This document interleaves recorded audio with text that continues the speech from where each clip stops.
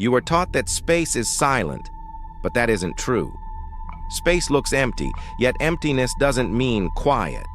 Sound can't travel there like it does on Earth, so we assumed there was nothing to hear.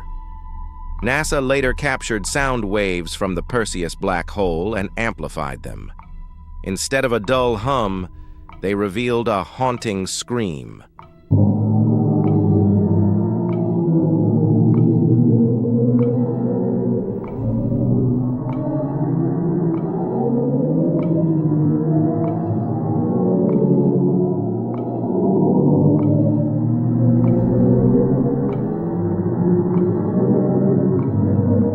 Pressure waves rippling through superheated gas, raised millions of times in frequency so humans could hear them. The universe isn't silent.